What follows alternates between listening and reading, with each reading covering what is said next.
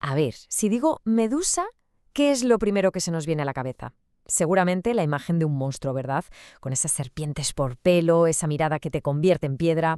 Vamos, la villana por excelencia de la mitología griega. Pero, ¿y si esa historia que nos han contado siempre no es toda la verdad?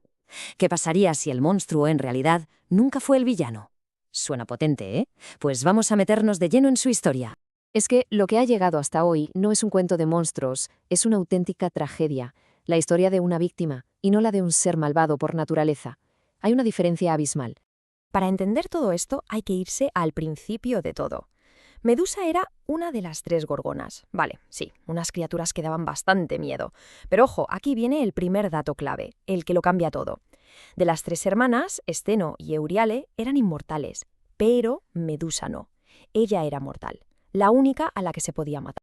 Fijaos en el cambio. Antes de que todo se torciera, Medusa era sacerdotisa en el templo de Atenea. Y no una cualquiera. Era famosa por su increíble belleza. Y después, pues después se convirtió justo en lo contrario. En un ser al que todo el mundo temía, con el pelo lleno de serpientes y una mirada mortal.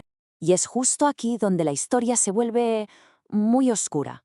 La gran tragedia de su vida, la que la marcó para siempre, ocurrió precisamente en el lugar donde debería haber estado más segura, en el mismísimo templo de Atenea, la diosa a la que servía.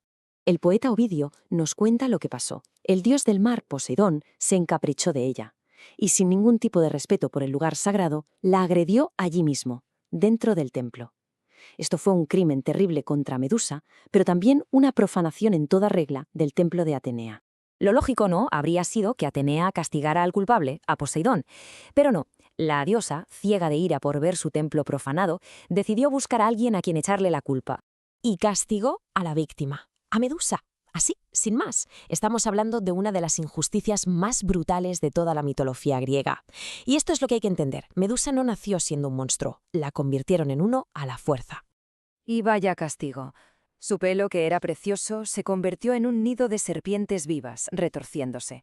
Su mirada, que antes todos admiraban, pasó a ser un arma letal. Cualquiera que la mirara directamente se convertía en piedra. La exiliaron, la condenaron a vivir completamente sola. Y así, de la noche a la mañana, pasó de ser la víctima a ser considerada una amenaza para todo el mundo. Bueno, y con esto entramos en la segunda parte de la tragedia. Porque claro, faltaba que llegara el héroe de turno. Un héroe con una misión que parecía imposible: matar a este supuesto monstruo. Este héroe era Perseo, enviado por el rey Polidectes. Pero a ver, no fue a pecho descubierto. Recibió una ayudita de los dioses, y menuda ayuda. Atenea, sí, la misma que la había maldecido, le dio un escudo pulido como un espejo.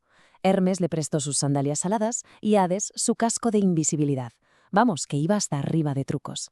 Así, se acercó a Medusa mientras ella dormía y, usando el reflejo del escudo para no mirarla a los ojos, le cortó la cabeza.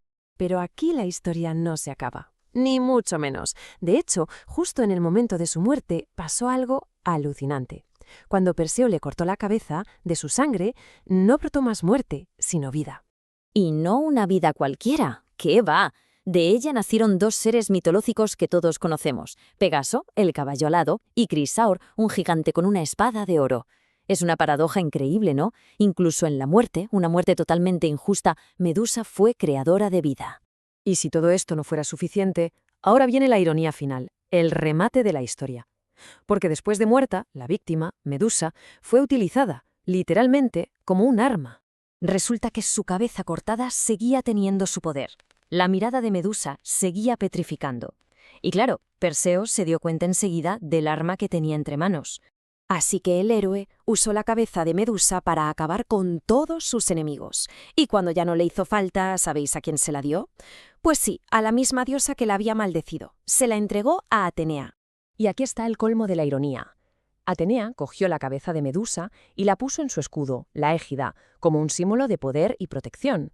O sea, el rostro de la mujer a la que había castigado de la forma más cruel e injusta se convirtió en el emblema que la protegía a ella.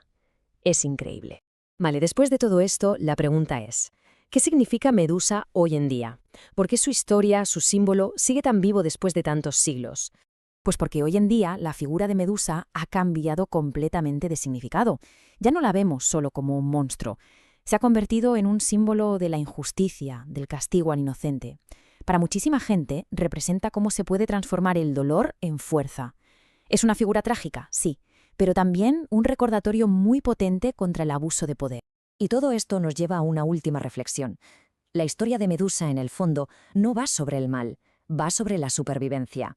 Su mirada no convertía en piedra por odio, sino que era un mecanismo de defensa, una defensa que le impusieron para protegerse de un mundo que la había traicionado. Así que, pensándolo bien, quizás el monstruo de esta historia nunca fue ella.